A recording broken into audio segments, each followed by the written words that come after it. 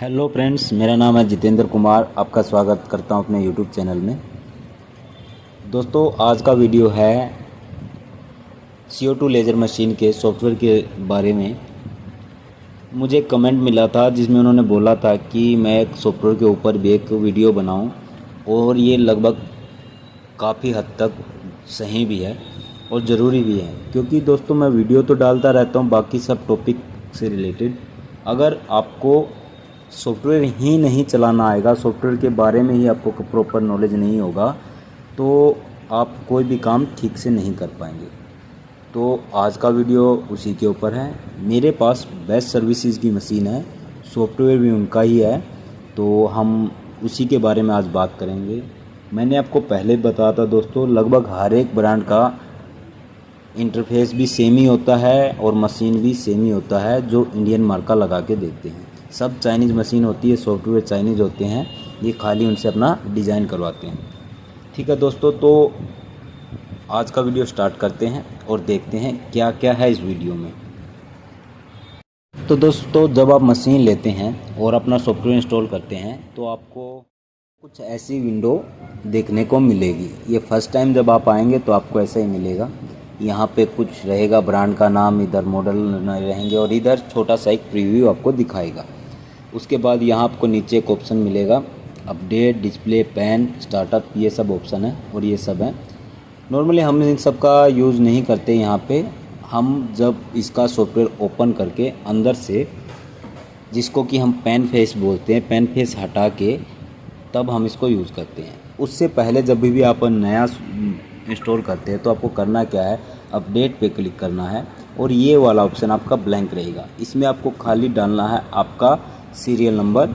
यहाँ पे इनका डला हुआ, जैसे BS सर्विसेज का है तो BS का, और उसके बाद सीरियल नंबर इन्होंने डाल रखा है। इधर डाउनलोड ऑल पे क्लिक करूँगा तो मेरे सारे के सारे जो अब तक इन्होंने दे रखे हैं सारे मॉडल डाउनलोड हो जाएंगे, चाहे वो मोबाइल का है या कोई भी है। इनके सॉफ्टवेयर में जो भी इन्होंने अपलोड कर रखा है वो सब मेरे इधर कंप्यूटर में डाउनलोड हो जाएंगे। उसके बाद अगर दोस्तों आपको करना क्या होता है, अगर आपने इंस्टॉल कर लिया है और उसके कुछ दिन बाद आपको दोबारा से अपडेट करना, तो ऐसे ही आपको करना है, डाउनलोड न्यू, और इस पर क्लिक करने के बाद आपको सिर्फ न्यू वाले ही डिज़ाइन होंगे। एक मैंने प्रॉब्लम देखा ये बेस्ट सर्विस के अंदर। अब ये देखेंगे, आज मैंने सुबह ही अपडेट किया था इसको और ये क्या डेट दिखा रहा है, जबकि मेरे कंप्यूटर में आप देखेंगे तो डेट बिल्कुल करेक्ट चल रहा है और सही चल रहा है। पर जबकि ये इधर सॉफ्टवेयर में जो डेट आता है ये ऐसे ही आता है, इसका कोई सेटिंग वेटिंग हम बाद में देखेंगे।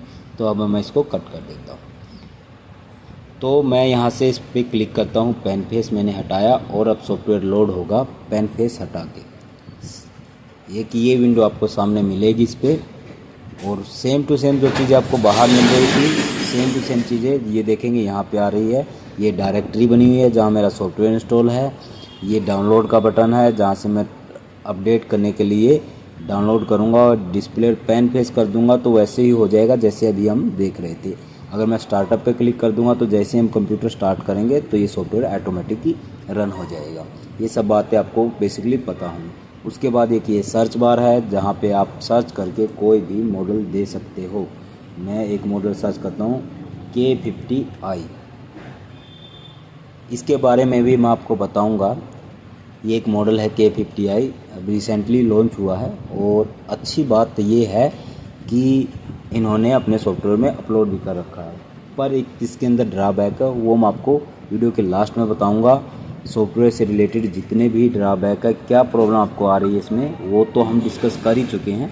पर सॉफ्टवेयर में आपको क्या बातों का ध्यान रखना है वो सब आज हम डिस्कस करेंगे। तो अभी मैं इसको यहाँ से कट कर देता हूँ और इसको मैं मैक्सिमाइज़ कर लेता हूँ। अब जैसे ही आप मैक्सिमाइज़ करेंगे तो दोस्तों ये ऐसा कुछ स्क्रीन आपको दिखाई देगा, ठीक है। और इस स्क्रीन पे आप देखेंगे कि आपको कुछ भी टूल वगैरह नहीं आ रहा, तो उसके लिए हमें क्लिक करना है ड्रा टूल के ऑप्शन पे और आपको ये सब टूल आ जाएंगे। अभी आप इसको ज़्यादा लेंथली ना ले, हम इसको थोड़ा सा शॉर्ट कर देते हैं। अभी हमने टूल हटा दिया, हम बेसिक चीज़ें पहले इसकी समझ लेते हैं जो फिलहाल सॉफ्टवेयर में अवेलेबल है। तो इसके अंदर पहले वाला ये बटन है ओपन विद मॉडल वाला, और जैसे क्लिक करते तो वही विंडो आ जाती है जो आपको सॉफ्टवेयर स्टार्ट करने के बाद मिलती है। तो ये वहीं की विंडो हमें आ गई, ठीक है। उसके बाद ये है एक इंपोर्ट का ऑप्शन। इससे अगर हमने कोई मॉडल बना रखा है या हमने कोई कुछ फ़ोटो इंपोर्ट करना है, क्लिप आर्ट इंपोर्ट करना, जो भी है हम यहाँ से इसमें इंपोर्ट, बेसिकली एक इंपोर्ट कमांड है और हम इससे इंपोर्ट कर सकते हैं। उसके बाद है ये प्रिंट, और प्रिंट भी हम यहाँ से कर सकते हैं। इन सब चीज़ों को भी मैं यहीं पे छोड़ता हूँ। उससे पहले आपको बताता हूँ ये वाली चीज़ क्या है जो आपको दिखाई दे रही है यहाँ पे। ये वाला जो आपको दिखाई दे रहा है, इसको बोलते हैं हम वर्किंग एरिया। ये हमारा वर्किंग एरिया है और ये होता है आपके मशीन के बेड साइज़ के हिसाब से। स्टार्टिंग में जब आप मशीन लेते हैं तो ये आपको छोटा या बड़ा दिखाई देगा। छोटा मिलेगा 99% केस में। उसका रीज़न ये है कि ये A4 की मशीन के लिए सॉफ्टवेयर डिज़ाइन किया है। उसके बाद इसमें फैसिलिटी है कि हम इसका साइज़ छोटा या बड़ा कर सकते हैं। वो भी कैसे करते हैं वो भी मैं आपको बताऊंगा। तो अभी हम नेक्स्ट देखते हैं। अभी ये प्रिंट का मैंने बता दिया, प्रिंट का है, तो हम यहाँ से प्रिंट भी लेते हैं। और ये जूम इन जूम आउट है। नॉर्मली ये काम कैसे आता है आप लोगों को मालूम ही है। यहाँ कोई जैसे हम ऑब्जेक्ट ड्रा करेंगे तो अभी हमें टूल की आवश्यकता है, तो मैं टूल ले लेता हूँ। अब इधर कुछ शेप है तो मैं एक छोटा सा शेप अभी ऐसे ले लेता हूँ। और अगर मैं इसको छोटा कर दूँ तो मुझे ठीक से दिखेगा नहीं, तो मुझे अगर जूम करके देखना तो ये सिंपली आप ऐसे जूम करके देख सकते हैं। ठीक है। अब ये ऑप्शन है, ये देखेंगे, ये रिफ्रेश है। रिफ्रेश करने के बाद ये बिल्कुल आपको जिस ऑब्जेक्ट को आपने सेलेक्ट किया आपकी फ्रंट स्क्रीन पे ले आएगा। इसके बाद अगर मैं 100% करता हूँ तो ये 100% स्केल पे सेट हो जाएगा। अब यहाँ पे मैं करता हूँ जो पेज फिक्स, तो ये मेरा पेज है, ये इसको फिक्स कर देगा और पेज फिक्स पे ले आएगा। मतलब जो आपका वर्किंग एरिया है ये उस पर सेट हो जाएगा। उसके बाद ये देखिए जूम लेवल है, इधर दिखा रहा है। इसको आप अगर जूम लेवल को कम करते हैं, ज़्यादा करते हैं, यहाँ से बढ़ा सकते हैं। सेम टू सेम ही है, पर यहाँ पर अगर आपको मैनुअली डालना है कि 100% तो आप 100% इसको ले सकते हैं, नहीं तो ऐसे कर। उसके बाद ये है अंडू का कमांड, ये है रिफ्रेश का कमांड और ये रीडू का कमांड। रिफ्रेश की कमांड से अभी तो कुछ नहीं हो रहा है, तो हम आगे भी इसको देखेंगे। उसके बाद आपको यहाँ पे 3 ऑप्शन मिल जाते हैं। ये है स्टॉप का बटन है।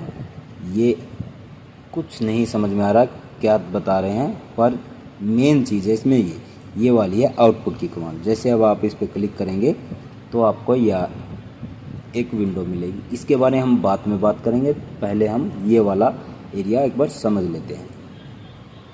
ठीक है दोस्तों, तो उसके बाद ये स्टेप का एक है। उसके बाद आपका जो ये ऑब्जेक्ट है इसका हेयर लाइन का है, आपको कितने mm में इसका जो मोटाई है, मैं जूम करके दिखाता हूँ। ये एक बेसिक कोल्ड्रा है, कोल्ड्रा की तरह आपको दिखाया गया है, पर कोल्ड्रा वाले काम ये नहीं करता है। तो बेसिक सॉफ्टवेयर है, बेसिक एडिटिंग आप पेंट मान सकते हो, पेंट की तरह आप इसमें बेसिक एडिटिंग कर सकते हो। ये हेयरलाइन आ गया है। उसके बाद ये इसके डिज़ाइन है, आप चाहें तो इसको ऐसे डिज़ाइन कर सकते हैं। ये है एक्सिस, आपको दिखाता है एक्स और वाई एक्सिस, क्योंकि मशीन जो है एक्स और वाई एक्सिस में ही काम करती है।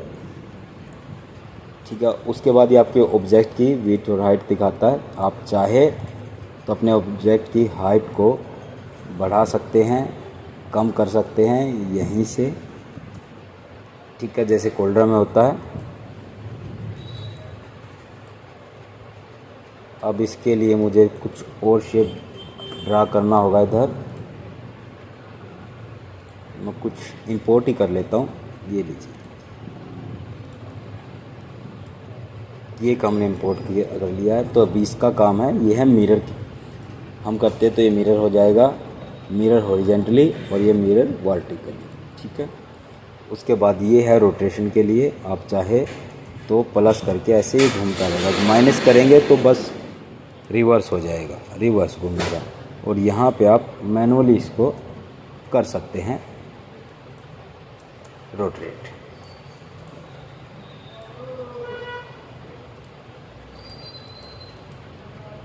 ठीक है दोस्तों, तो अभी ये वाला जो आपको पोर्शन दिखाई दे रहा था ये सब हो गया क्लियर। आपको यहाँ देखना है कि नीचे ये दिखा रहा है आपके कि आपका कर्सर कहाँ है। यहाँ एक आपको रूलर भी दिखाता है और यहाँ पे स्टेटस दिखाता है डिवाइस का। जब मैं आपका मशीन चल रहा होगा तो यहाँ दिखाएगा। अभी मेरा मशीन बंद है और तो ये डिवाइस क्लोज दिखा रहा। अगर आपका मशीन का आपके कंप्यूटर से कनेक्टेड भी नहीं है तब भी ये आपको सेम ही चीज़ दिखाएगा। और आपको चेक कर लेना है कि आपका यूएसबी से कनेक्ट है या आपका मशीन ऑन है या नहीं, यहाँ से आपको पता चल जाएगा।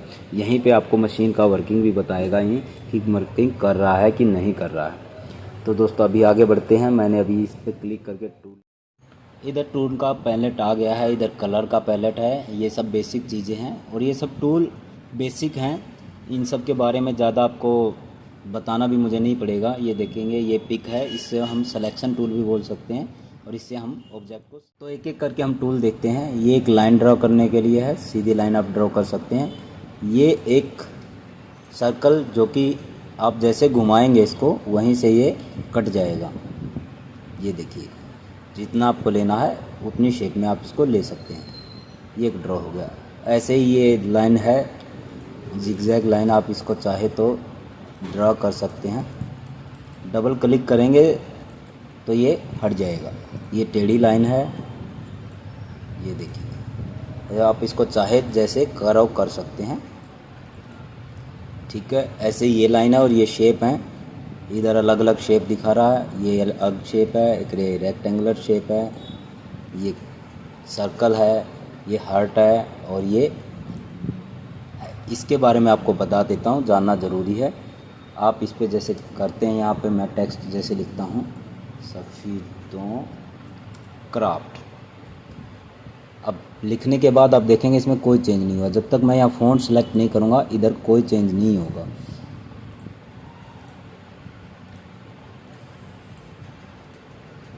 और ये आपको हल्का सा बगी भी मिलेगा और आप चाहे तो यहीं से टेक्स्ट का साइज़ जो है बढ़ा सकते हैं। मैं इसको 20 करता हूँ और इसको मैं 60 कर देता हूँ। थोड़ा सा और बढ़ा लेता हूँ, 80 कर देता हूँ। अब जैसे ही आप इसमें फ़ॉन्ट चेंज करेंगे तो ये देखिएगा आपका अलग अलग फ़ॉन्ट आ जाएगा।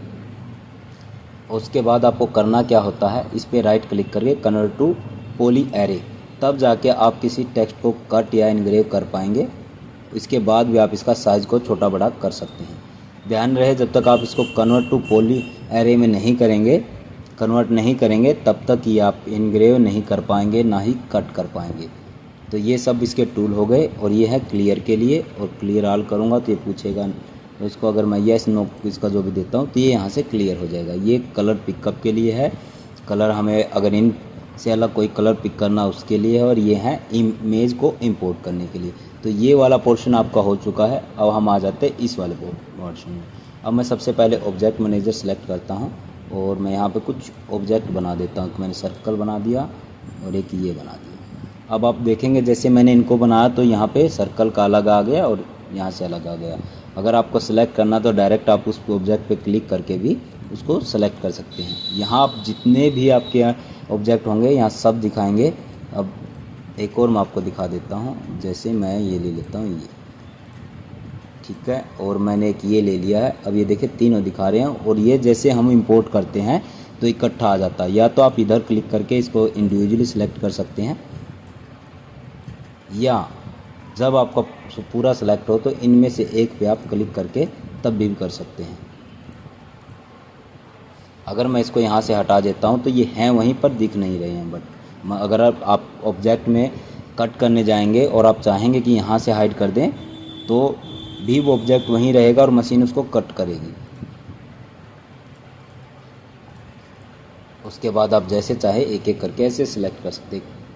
उसके बाद कुछ ऑब्जेक्ट ऐसे होते हैं जो ग्रुप्ड होते हैं। जैसे ये है, ये ग्रुप्ड है, हम इन्हें अनग्रुप करना होता है। इसके लिए हमें कमांड देनी होती है अनग्रुप, अनकम्बाइन और अनग्रुप की। अब आप देखेंगे कि यहाँ पे आपके जो हैं ये बढ़ गए हैं।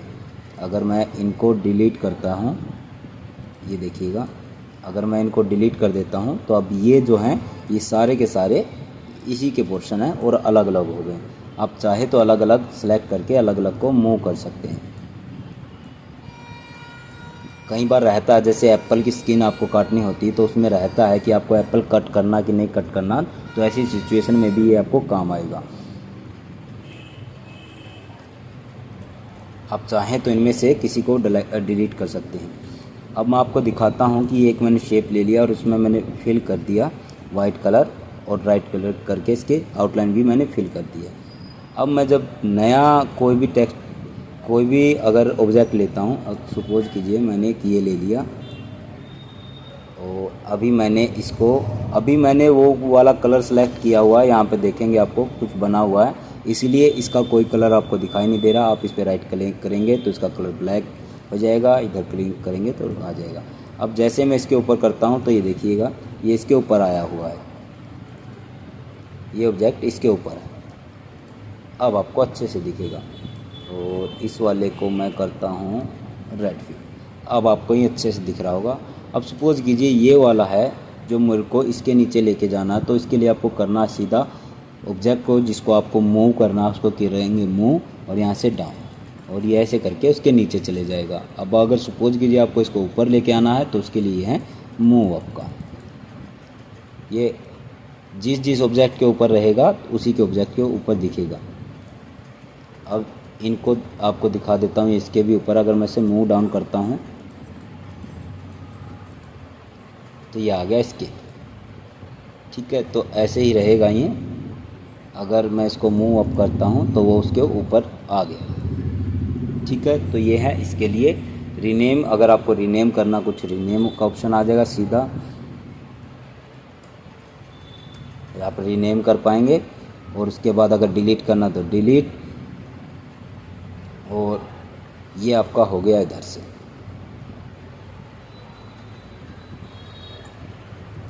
रीनेम लेयर और रीनेम ये ग्रुप के लिए हो गया है। अगर आप मैं यहाँ न्यू लेयर करता हूँ तो ये आ गया इधर पे, आप देखेंगे इसके अंडर ये है। अगर मैं इसको करता हूँ तो कुछ भी नहीं हुआ, अगर इसको करूँगा तो सब अनहाइड आपको दिख रहा है कि हाइड हो गया, पर है वहीं पे, क्योंकि इस ग्रुप के अंडर में कुछ नहीं है। तो सिंपली जैसे कि फ़ोटोशॉप में होता अगर किसी ने किया है तो वैसे ही है, ये कोई ज़्यादा बड़ी बात नहीं है। तो ये वाले ऑप्शन हो गए।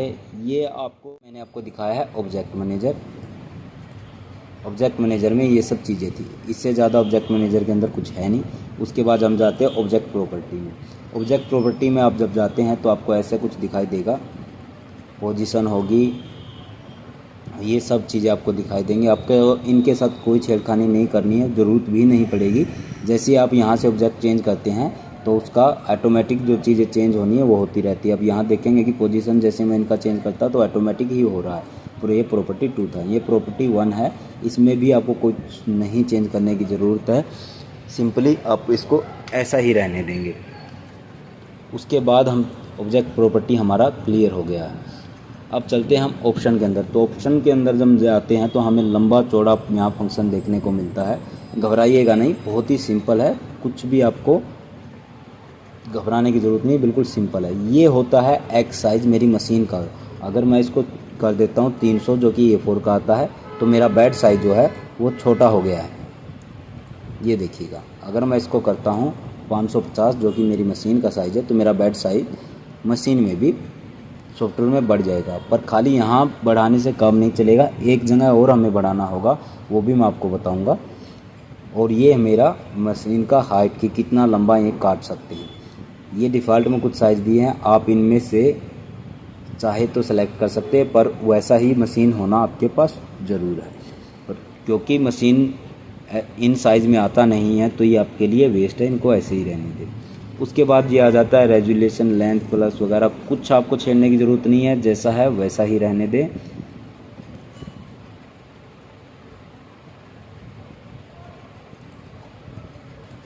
तो ऑप्शन ये से मैंने यहाँ आपको बता दिया। अब मैं एक बार ये ऑब्जेक्ट करके आपको ऑब्जेक्ट की प्रॉपर्टी दिखाता हूँ। अब जैसे हमने ये रेक्टेंगुलर शेप लिया है, अब हमें करना क्या होता है कि जैसे मोबाइल ग्लास होता है या मोबाइल का कैमरा होता है, उनमें क्या होता है कि क्राउड होते हैं कॉर्नर से। अब जैसे ही आप इस पर क्लिक करेंगे तो वैसे ही उसी हिसाब से ये कर्व हो जाएंगे, ठीक है। तो इसका काम ये है। और ये हर एक, ये ऑप्शन आपको हर एक में नहीं मिलेगा, ऐसे ही वो ऑब्जेक्ट में मिलेगा जिनके कॉर्नर शार्प होते हैं, जिनको आपको मोड़ना पड़ता है, तो ये उसमें मिलेगा। तो ऑब्जेक्ट प्रॉपर्टी यहाँ से आपका हो गया। आपको मैं ऑब्जेक्ट प्रॉपर्टी दोबारा दिखा देता हूँ। अब अगर मैं दूसरी शेप लेता हूँ ये वाली, अब यहाँ देखेंगे कि ऑब्जेक्ट प्रॉपर्टी से वो सब चीज़ें गायब हो गई हैं। जो कि इसमें आई थी। ठीक है, तो इसका भी एक यूज़ होता है, ये भी मैंने आपको बता दिया अभी। अब उसके बाद हम जाते हैं ऑप्शन के अंदर दोबारा जाके हम देखते हैं ये होता है आपका कि मशीन कट करना कहाँ से स्टार्ट करेगी। उसके लिए लेफ़्ट से स्टार्ट करेगी, बॉटम से स्टार्ट करेगी, राइट से स्टार्ट करेगी, सेंटर से स्टार्ट करेगी, ये सब उसके लिए होता है। तो आप इसको ना छेड़े, डिफ़ॉल्ट में वैसा ही रहने दें। कॉर्नर से यहाँ से जो कट स्टार्ट होता है ऐसे ही स्टार्ट होता है, उसको ऐसे ही रहने दें। तो ये वाला हो गया। उसके बाद ये टास्क मैनेजर है। यहाँ जो भी आपको टास्क चल रहा होगा, जब मशीन को जो आप कमांड देंगे वो आपको दिखाई देगी। तो अभी वीडियो लंबा हो रहा है, मैं थोड़ा जल्दी करके आपको बताता हूँ। ये सब आपका क्लियर हो चुका है, इसमें कुछ है नहीं। अगर मेन्यू की हम बात कर लेते हैं, मेन्यू में भी ऐसा कुछ खास है नहीं।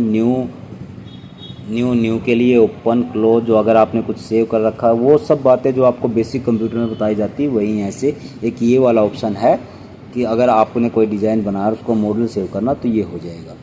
ठीक है, इंपोर्ट एक्सपोर्ट मैं आपको बता चुका हूँ। जो नीचे शॉर्टकट कमांडें हैं वो हो जाएंगी।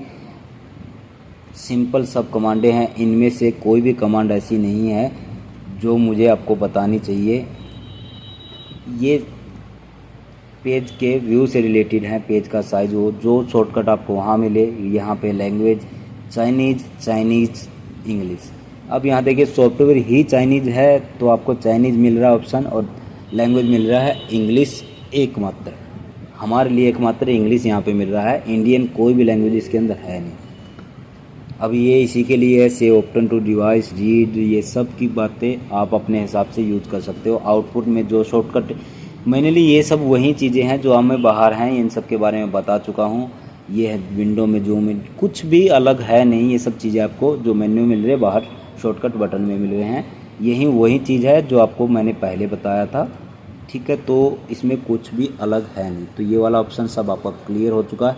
अब आते हैं हम इस वाले ऑप्शन पे मेनली, क्योंकि यही ऑप्शन आपका बहुत ज़रूरी है। अब इस वाले ऑप्शन में अगर आप देखते हैं, ये वाली विंडो जब आप खोलते हैं तो ये होती है नॉर्मली हम जब कंप्यूटर के किसी विंडो जो हमारे सॉफ्टवेयर में है, उसी किसी सॉफ्टवेयर को अगर हम कट करना चाहते हैं या उसके साथ कुछ भी करना चाहते हैं तो उस केस में ये हमारे काम आता है।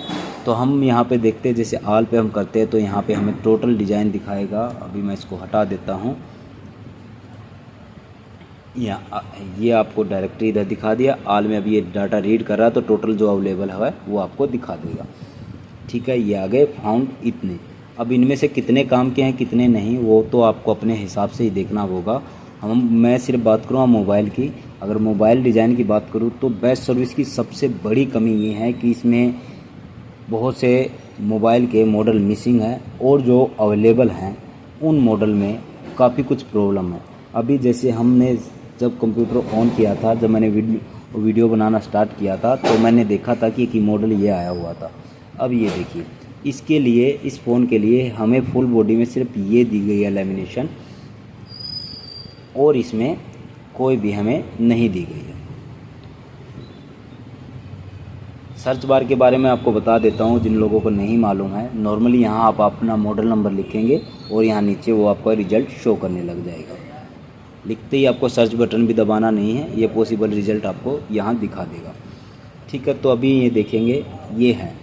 अब इसमें प्रॉब्लम क्या है कि अभी मैंने किसी को इस फ़ोन का, अब बता भी क्यों रहा हूँ आप लोगों को, क्योंकि मैंने अभी भी इसी फ़ोन को लेमिनेशन बना के दिया है। और प्रॉब्लम ये है कि एक तो इसको फुल लेमिनेशन मिला नहीं, इसको जिसको ये फुल बोल रहे हैं स्ट्रिप वाली को, ये जो मैं 4 लेयर बेस्ट सर्विसेज से ख़रीद रहा हूँ उसमें मेरे को बनाना और कट करना काफ़ी मुश्किल है और बहुत मेहनत लग जाती है। दूसरा, इसका जो साइज़ है वो साइज़ करीबन 3 mm बड़ा है मोबाइल से जी, और मुझे को वो एडजस्ट करना पड़ा। अब ये मेरे को मालूम था तो मैंने मैनुअल कर लिया। जो लोग नए हैं, जिन लोगों को इन बातों के बारे में पता नहीं है, उनके लिए काफ़ी प्रॉब्लम क्रिएट करेगा, तो बहुत मुश्किल होने वाला है उनके लिए। और अगर आप कंपनी की बातों पे आते हैं कि आप हमको कंप्लेंट करें और हम आपको अपडेट करके देते हैं, तो कितने मॉडल का आप कंप्लेंट डालेंगे, कितने मोबाइल के लिए आप रिक्वेस्ट डालेंगे, तो वो भी एक सोचने वाली बात है। कंपनी को भी ये बात सोचनी चाहिए कि हम सबकी रिक्वेस्ट नहीं डाल सकते हैं, तो अपने बिहाफ से ही, जब वो अभी तो ये रिसेंटली ही लॉन्च हुआ था, जब भी इसका मॉडल बना रहे तो अच्छे से देख के बनाए ना, सारे काम हमारे लिए क्यों छोड़ रहे हैं कि हाँ हम दे दिया इतना सा बना के बाकी अपने आप करो। नहीं भैया, पैसे दिए हैं तो आपको फैसिलिटी भी देनी पड़ेगी। खाली सॉफ्टवेयर बना के 25,000 मॉडल बनाने के खड़ा करने से कुछ नहीं होगा। ठीक है दोस्तों, तो ऐसे बहुत सारे मॉडल हैं जिनमें ऐसी आपको प्रॉब्लम मिलने वाली है। कोई मैटर नहीं करता है कि वो किस ब्रांड का है। उससे अलग इसमें काफ़ी कुछ आपको मोबाइल से अलग भी कुछ मॉडल मिल जाएंगे, तो वो सब आपके काम के हिसाब से ही बोलूँगा कि कितने यूज़फुल हैं कितने नहीं, क्योंकि ज़्यादातर मैं देखता हूँ, क्योंकि मैंने ये बात नहीं बोलूँगा कि एक के लिए कंपनी डिज़ाइन करती है एक के वर्क के लिए, तो ये बात समझने वाली है। कंपनी एक डिज़ाइन बना के दे देती है और वो जिसका जो जैसे होता है उसको यूज़ करना, तो इस बारे में कुछ नहीं बोलेंगे। बाकी इसमें काफ़ी कुछ हैं ऐसे जो इसमें से आपके भी काम आ सकते हैं, मेरे भी आते हैं। कुछ और भी मिलेंगे आपको डिज़ाइन ऐसे जिनको आपको कहीं से लेने की ज़रूरत नहीं है और आपको अलग से परचेज़ करने या डिज़ाइन करने की ज़रूरत नहीं, वो तो काफ़ी कुछ चीज़ें मिल जाएंगी। मेनली मैंने जो बेस्ट सर्विस के देखा है कि मोबाइल के मॉडल अवेलेबिलिटी में प्रॉब्लम है, जो अवेलेबल हैं उनके साइज़ में प्रॉब्लम है, तो ये सब को कंपनी को इम्प्रूव करना चाहिए। एक और बात मैंने जब वीडियो बनाया था तो उसके बाद किसी ने मेरे को बताया कि कंपनी बोल रही है कि कंपनी ने मेरे पास कोई भेजा जिसने मेरी प्रॉब्लम सॉर्ट आउट की, तो ऐसा कुछ नहीं है, कंपनी झूठ बोल रही है। अगर उन्होंने भेजा तो मेरे से बात करे और साबित करे कि उन्होंने भेजा है, ऐसा कुछ है नहीं, कंपनी झूठ बोल रही है। तो वो मैंने आपको लास्ट वीडियो में बताया था, एक वीडियो बनाई थी कि कंपनी के झूठे दावों से आपको दूर रहना है, बचना, इनकी बातों में नहीं आना है, क्योंकि कंपनियों को होता है क्या कि कोई भी हो गया, वो खाली बेस्ट सर्विस नहीं, कोई भी हो गया, मैं किसी का नाम नहीं लेना चाहता, सबकी यही है कि वो खाली बात करेंगे और मशीन सेल करने के बाद सारा का सारा टेंशन आपका होता है, तो आपको बचना है। तो आप जैसे ही यहाँ पे क्लिक करते तो आपको एक विंडो मिलती है, जो विंडो आपको बताती है कट करने का एक है आउटपुट कमांड जिसको बोलते हैं। तो टोटली ये एक आउटपुट विंडो है और इसमें आपको ये जो दिखा रहा है ये वर्किंग एरिया है, इसको भी आप कम कर सकते हैं। यहीं पे सेम टू सेम है जो मैंने आपको बताया था, ये सेम टू सेम ऑप्शन है आपके वर्किंग एरिया से रिलेटेड। आप चाहे तो इसको अपनी मशीन के हिसाब से कम ज़्यादा कर सकते हैं। छोटी मशीन में आप बड़ा साइज़ नहीं कर सकते हैं, पर बड़ी मशीन में आप छोटा साइज़ कर सकते हैं, तभी आपकी मशीन प्रॉपर काम करेगी। ऐसे अगर मैं इसको बड़ी मशीन है मेरे पास और मैं इसको सपोज कीजिए 300 कर देता हूँ, तो ये 300 हो जाएगा,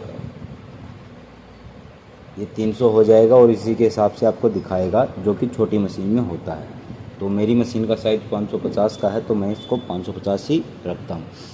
ठीक है दोस्तों, तो उसके बाद आप ये देखेंगे ये आपको दिखाया रहा है जो आपने ऑब्जेक्ट सेलेक्ट किया है ये, और मैं जहाँ पे क्लिक करूँगा ये वहीं पे चला जाएगा और मशीन भी जो है इसकी वहीं पे लेज़र का जो नोज़ल है जाके सेट हो जाएगा। उसके बाद यहाँ पे एक ऑप्शन दिया हुआ है पोजीशन मॉडिफाई। ठीक है, अगर आप ये मैंने जो पोजीशन पहले सेव की हुई है ये सबका है, मैं मैनुअल अगर उसका कोई पोजीशन डालना चाहूँ तो वो भी हो जाएगा। और एडजस्टमेंट के लिए ये हैं, आपने कई मशीनों में देखे होंगे कि ऐसा कोई पैनल मिलता है जहाँ से आप मशीन को सेट करते हैं, नोज़ल को सेट करते हैं, तो ये सेम टू सेम वही पर्पज़ है इसका, ये वही करता है। अब ये सब लोकेशन मैंने काम करते टाइम सेव कर रखी है, आप चाहे तो इसको डिलीट कर सकते हैं, आप चाहे तो सबको भी डिलीट कर सकते हैं, एक एक करके डिलीट कर सकते हैं। चाहे तो सेम लोकेशन को आप एडिट कर सकते हैं या सेम लोकेशन को एडिट करके आप सेव कर सकते हैं, तो दोनों काम आप यहाँ से कर सकते हैं। आप चाहे तो यहाँ से नया लोकेशन भी ऐड कर सकते हैं। तो ये है पोजीशन के लिए। अब सपोज कीजिए मैं कोई ऑब्जेक्ट कट कर रहा हूँ यहाँ पे और मेरे को बार बार उसी पोजीशन पे कट करना है, तो यहाँ पे मैं इसको सेव कर देता हूँ, तो ये पोजीशन यहीं पे सेव हो जाएगी और आपको पोजीशन वाले में दिखाई देगी, यहाँ पे वो सेव हो जाएगी और आपको दिखाएगी कि आपने जो पोजीशन सेव कर रखी है। ठीक है, तो आप इसमें देख लें कि लास्ट आपने कौन सा सेव किया है, लास्ट नंबर आपका रहेगा।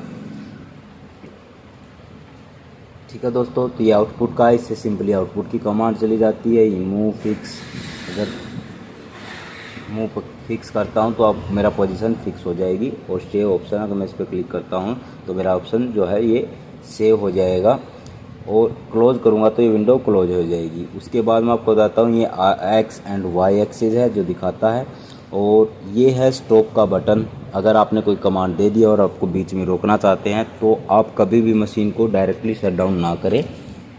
आपको करना क्या है, मशीन को पहले यहाँ से स्टॉप करना है, उसके बाद ही मशीन को ऑफ करना है।